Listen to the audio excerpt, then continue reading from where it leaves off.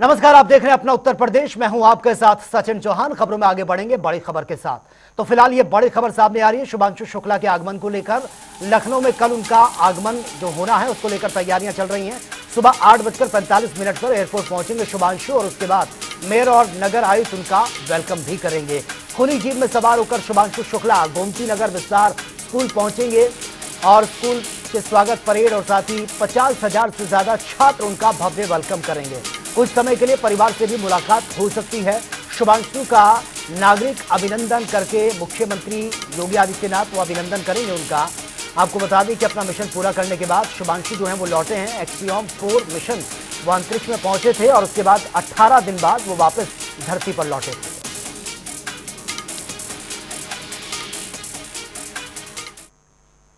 जनपद गोरखपुर में गुरुद्वारा श्री गुरु सिंह सभा पेंडलेगंज स्थल पर पर्यटन विकास कार्यों का लोकार्पण कार्यक्रम आयोजित हुआ है, जहां पर मुख्यमंत्री योगी आदित्यनाथ ने शिरकत की है। पर्यटन विकास कार्यों का उद्घाटन किया। वहीं सीएम ने कार्यक्रम को संबोधित करते हुए कहा कि गुरुवाणी से आलोकित यह दिव्य ग्रंथ सत्य, सेवा, समरसता का मार्गदर्शक गुरुवाणी को जीवन संकल्प बनाए। गोविंद सिंह जी महाराज का यह आदेश है कि गुरु मान्यो ग्रंथ उस पवित्र गुरु ग्रंथ साहब के प्रथम प्रकाश पर्व के इस आयोजन में हमें पेंडलेगंज के इस पवित्र गुरुद्वारा में भागीदार बनने का अवसर प्राप्त हो रहा है। मैं इस अवसर पर आप सभी सिख बंधुओं को, प्रदेश भर के सभी सिख बंधुओं को और भारत की आन मान और शान पर विश्वास करने वाले हर उस नागरिक को हृदय से बधाई देता हूं, अपनी शुभकामनाएं देता हूं। याद करना, इतिहास में वही जाति और वही कौम जीवित रही है जो अपने पूर्वजों पर उनके शौर्य को, उनके पराक्रम को, उनके योगदान को स्मरण करके उसे अपने जीवन का हिस्सा बनाती है। सिखों के समृद्धि और उनके प्रगति के पीछे भी गुरु परंपरा के प्रति उनकी अगाध निष्ठा है। गुरु नानक देव जी से लेकर गुरु गोविंद सिंह जी महाराज तक। और लखनऊ में सपा अध्यक्ष अखिलेश यादव ने प्रेस कॉन्फ्रेंस की है, जहां पर उन्होंने सरकार पर बड़ा हमला बोला है। उन्होंने कहा कि जो स्कूल बंद किए गए थे, एक भी स्कूल अभी तक नहीं खुला है। जो सरकार विधानसभा में झूठ बोल सकती है उससे आखिर क्या उम्मीद करें। और उन्होंने पीडीए पाठशाला चलाया जाना, ये उन्होंने कहा कि अपने बच्चों को यहां पर भेजा और उन सब पर एफआईआर करने की तैयारी अब सरकार कर रही है। कि जो स्कूल बंद किए थे, जो मर्ज करने का इन्होंने फैसला लिया था, एक भी स्कूल अभी खुला नहीं है। जो सरकार on the floor of house विधानसभा में झूठ बोल सकती हो, उससे आप क्या कल्पना करेंगे, आप क्या उम्मीद करेंगे। तो जो पीडीए पाठशाला का काम शुरू किया था, ये केवल सरकार ने आश्वासन दिया और on the floor of house ये कहा कि हम स्कूल नहीं बंद कर रहे हैं, हम मर्ज नहीं कर रहे हैं। ये केवल इसलिए कहा कि हम और आप लोग भरोसा कर लें और अपने आंदोलन को ना आगे बढ़ाएं। लेकिन सुनने में आ रहा है, अभी उसकी हम जानकारी और कर लेंगे, कि जिनने पीडीए पाठशाला चलाया और जिन्होंने अपने बच्चों को भेजा पाठशाला में, उन पे भी सरकार एफआईआर करने की तैयारी कर रही है। गोरखपुर में बीजेपी सांसद रवि किशन ने राहुल गांधी की वोट चोरी यात्रा पर यह निशाना साधा है। आपको बता दें कि उन्होंने देश तोड़ो यात्रा इसको करार दिया और कहा कि विपक्ष ने सदन नहीं चलने दिया, जो लोकतंत्र के लिए घातक है। साथ ही उन्होंने रवि किशन ने कहा कि अगर वोट चोरी होती तो बीजेपी बहुमत में नहीं आती। इसको मैं हाथ जोड़ करके निवेदन करना चाहूंगा और ये सत्य बात है, ये देश तोड़ो यात्रा है, ये जाति के तुष्टीकरण की यात्रा है और ये पूरा देश समझ रहा है। इसीलिए देश इनको हर चुनाव हराता है। ये जो झूठ की राजनीति कर रहे हैं, मेरी आइडिया ऊपर करो, जो सदन चलने नहीं दिया है विपक्ष, ये देश के लिए बहुत खतरनाक और घातक है। देश को समझना होगा, ये बहुत बड़ी विदेशी साजिशें हैं। हमारे दुश्मन देश इससे प्रसन्न हो रहे हैं। ये बहुत सारी ऐसी बातें हैं।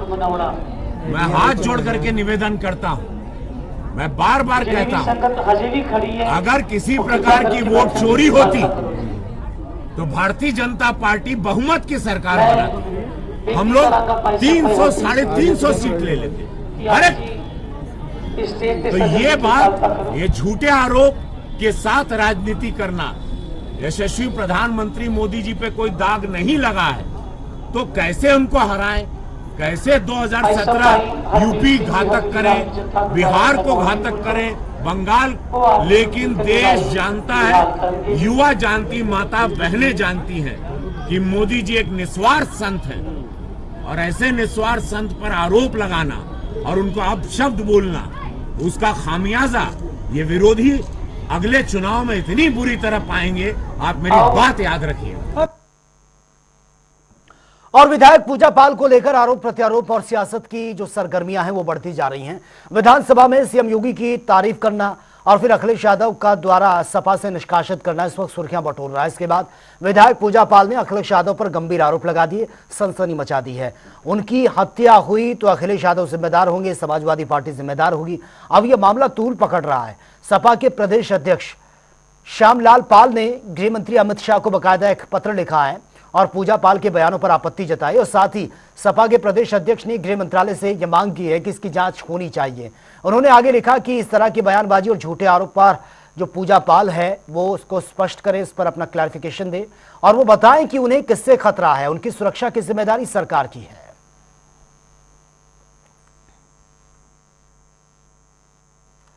ग्रेटर नोएडा के सिरसा गांव से कल एक दिल को दहला देने वाली एक खबर सामने आई थी जिसमें मानवता को शर्मसार करके रख दिया है।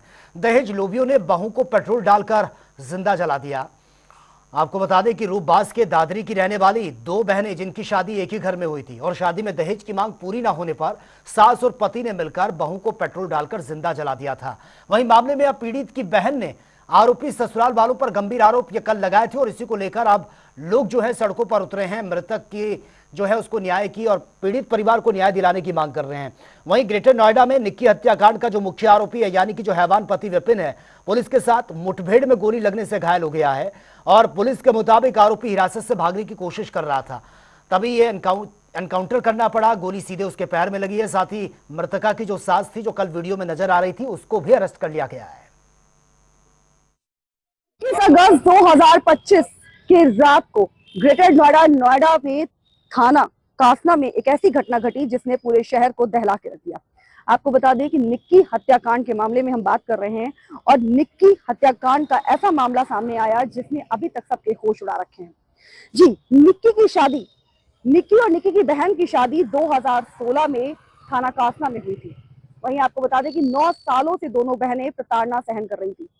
ससुराल वाले 37 लाख की डिमांड कर रहे थे और साथ में एक मर्सिडीज कार की डिमांड कर रहे थे। इस डिमांड के पूरा ना होने पर 9 साल से जो है दोनों बहनों को प्रताड़ित किया जा रहा था। हालांकि सवाल ये भी खड़ा हुआ कि जब 9 साल से प्रताड़ित किए जा रही थी दोनों बहनें, तो दोनों बहनों ने पुलिस में कंप्लेन क्यों नहीं की। आपको बता दें कि इनकी निक्की की मां का एक वीडियो सामने आया जिसमें वो मीडिया को बताती हुई दिख रही हैं कि आखिर समाज में इज्जत की डर से उन्होंने इस प्रताड़ना की शिकायत पुलिस में नहीं की और आखिरकार 21 अगस्त 2025 को 9 साल के बाद उनकी बेटी निक्की को ससुराल वालों ने मौत के घाट उतार दिया, पेट्रोल डालकर निक्की को जिंदा जला दिया। फिलहाल जितनी भी अपडेट अब तक मिली है इस पूरी घटना में, आपको बता दें कि पुलिस ने तुरंत कार्रवाई की है। निक्की के पति को गिरफ्तार कर लिया गया, उसका एनकाउंटर भी हुआ। अब हाल ही में जो खबर आई है, जो जानकारी सामने आई है, निक्की की सास को भी पुलिस ने गिरफ्तार कर लिया है और निक्की के और जो परिवार वाले फरार चल रहे हैं उनके लिए पुलिस ने एक टीम बनाई है और उनकी भी जो है तलाश कर रही है और पुलिस का कहना है कि जल्द ही उनकी भी कार्रवाई की जाएगी। लेकिन इस हत्याकांड ने जो है पूरे नोएडा को दहला के रख दिया है। हर घर में, हर गली में जो है इस हत्याकांड की जो है चर्चा हो रही है। बात कर लेते हैं एक बार नोएडा वासियों से भी, तो क्या कहना है मैम? मैम, जिस तरह से निक्की की हत्या हुई, जिस तरह से ससुराल वालों ने उसे जिंदा जला दिया, क्या कहना चाहेंगे? जी, मैं तो यही कहना चाहूँगी, मुझे लगा कि इस टाइम तो लोग इतने पढ़े लिखे हैं पर अनपढ़ गंवारों जैसी हरकतें करते हैं, और मुझे लगता है कि जिसने भी ये सब किया है उन्हें तो पब्लिकली उन्हें सज़ा मिलनी चाहिए, ताकि उससे एक मतलब सेट हो सके कि कोई दूसरा इंसान ऐसा ना करे। मुझे तो यही लगता है कि उन्हें कड़ी से कड़ी सज़ा देनी चाहिए। इनफैक्ट उस पर पता नहीं क्यों कार्रवाई कर रहे हैं, जब ऑलरेडी आपके पास सबूत है, अपराधी है, तो फिर बैठ के क्यों उस पर कार्रवाई करना? उनको तुरंत सज़ा दें। मुझे तो लगता है उन्हें वैसे ही सज़ा देनी चाहिए जैसा उन्होंने क्राइम किया। बिल्कुल मैम, आप क्या कहना चाहेंगे सर इस मामले? देखिए, पहली बात तो ये कि जिसने किया वो इंसान तो है नहीं, तो शैतानों को शैतानों की तरह ही सजा देनी चाहिए। उन्हें एक समाज में एक एग्जाम्पल सेट करना चाहिए कि वो दहेज के लिए क्या कर रहे हैं, उनको उसी तरह सजा देनी चाहिए जैसे उन्होंने खुद को मतलब अपनी वाइफ को जलाया, वैसे उनको भी जलाना चाहिए। सिंपल सा यही करना चाहिए क्योंकि ये समाज को बिगाड़ता जा रहा है। दहेज के मामले 9-9 साल बाद दहेज का कोई मामला होना, मतलब ये थोड़ा सा बहुत ही समाज में जिस तरह से मतलब एजुकेशन सिस्टम है या क्या है, वो ही नहीं समझ में आ रहा कि क्या इंसान को चाहिए। इतना पैसा कर रहे हैं, लेकिन पैसे का कोई मतलब ही नहीं है अगर परिवार ही ना रहे तो। बस यही कहना चाहिए। बिल्कुल सर। मैम, आप क्या कहना चाहेंगी जिस तरह से निक्की को उनके ससुराल वालों ने जिंदा जला दिया? जी, मैं बिल्कुल सर से सहमत हूँ। एक्चुअली ये तो बहुत ही गलत बात है कि आप दहेज के लिए किसी को भी आप ऐसे जला दे रहे हो, मार दे रहे हो। ये बहुत ही गलत बात है और ये बहुत दुखद घटना हमें सुनने को मिली है।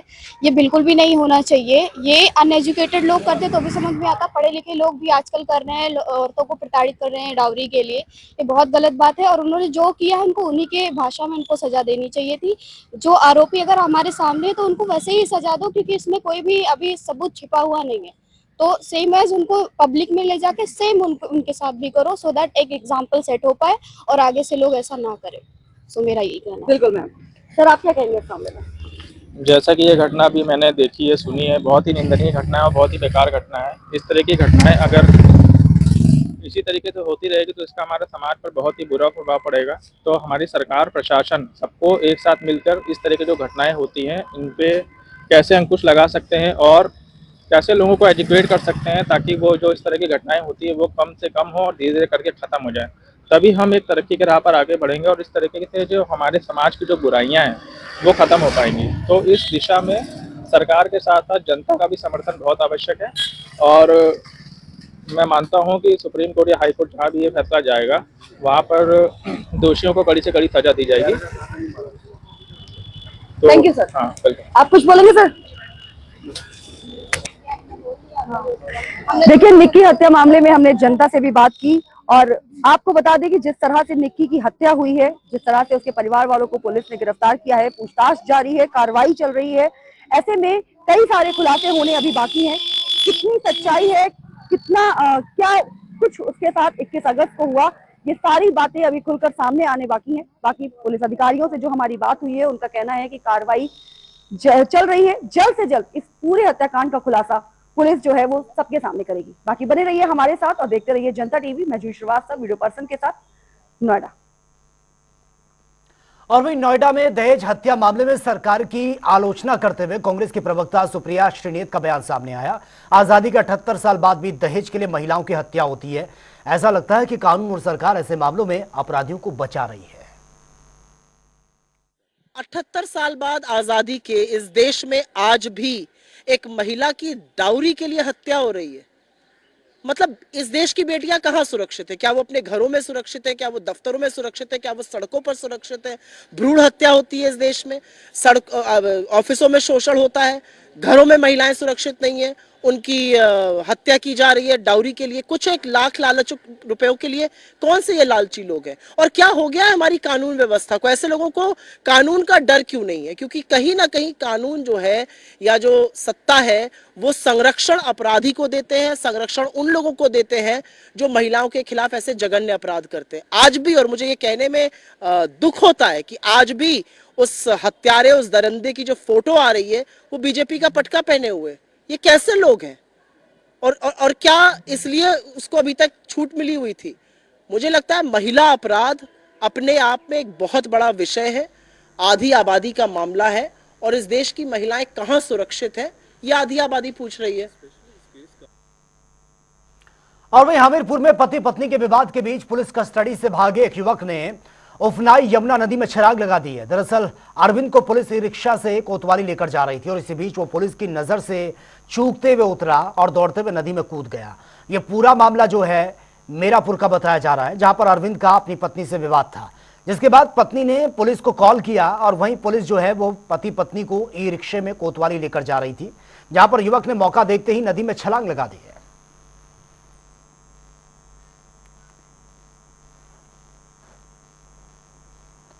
हरतालिका तीज भाद्रपद के शुक्ल पक्ष की तृतीया को मनाई जाती है और इस दिन भगवान शिव और माता पार्वती के विशेष पूजन का भी महत्व है।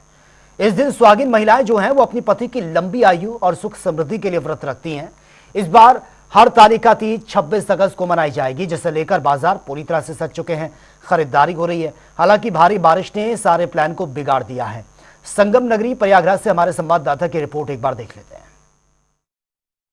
तीज का जो त्योहार है वो सुहागन महिलाओं के लिए काफी खास होता है। ऐसे में महिलाएं अपने पति की लंबी आयु के लिए व्रत करती हैं, क्योंकि कहा जाता है कि पार्वती जी ने भी शंकर जी के लिए व्रत किया था। तो ऐसे में अब दुकानें सज गई हैं और यहाँ पर सुहाग की पूरी सामग्री बिक रही है। आप देख सकते हैं यहाँ पर पूरी तरह से दुकानें सजी हुई हैं। यहाँ पर आप देख सकते हैं शंकर जी और पार्वती जी की मूर्ति भी हैं जो बिक रही है यहाँ पर, और साथ ही ये पूरे सुहाग के सामान है जो बाजारों में दुकान है। मगर भादों के महीना होने के कारण ऐसे में जो बरसात है और बरसात से मार्केट में सन्नाटा है, इसका क्या असर है, हम यहाँ पे जो दुकानदार हैं बात करें। ये बताइए, हरतालिका तीज को लेकर आपकी दुकानें सजी हैं, क्या व्यवस्थाएं हैं, कितनी समस्या है, क्या बिल्कुल नहीं ना बराबर है।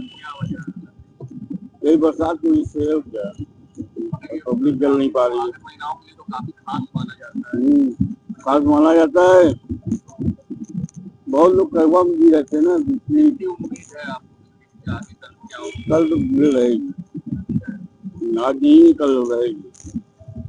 आज बरसात के कारण भले ही भीड़ ना हो, मगर उम्मीद है दुकानदारों को कि कल भीड़ होगी और सुहागन महिलाएं जो हैं अपने पति के लिए जो व्रत करेंगी उससे पहले वो पूरे 16 श्रृंगार करेंगी और पूरी तरह से व्रत रहेंगी और पति की दीर्घायु के लिए कामना करेंगी। और आपको दिखा रहे हैं यहाँ पर किस तरह से पूरे श्रृंगार की जो सामान है, सामग्री है, पूरी तरह से बाजार में लग चुकी है। और हरतालिका तीज मनाने के लिए महिलाएं काफी उत्साहित होती हैं, मेहंदी भी लगवाती हैं। तो सुहाग के पूरे 16 श्रृंगार फिर से करके और वो पति की लंबी आयु के लिए ये पूरा व्रत करती हैं। और ये व्रत काफी मान्यता रखता है और भारत में लोग और खास तौर से संगम नगरी प्रयागराज में काफी भाव के साथ ये व्रत करते हैं। वीडियो जर्नलिस्ट सामू कुशवाहा के संग सैयद मोहम्मद आमिर, प्रयागराज। तो चलिए अब नजर डाल लेते हैं तमाम खबरों पर ताबड़तोड़ अंदाज में। फिरोजाबाद में संदिग्ध परिस्थितियों में मिला महिला का शव, हत्या की आशंका जताई जा रही है। परिवार वालों की तहरीर पर मुकदमा दर्ज हो चुका है।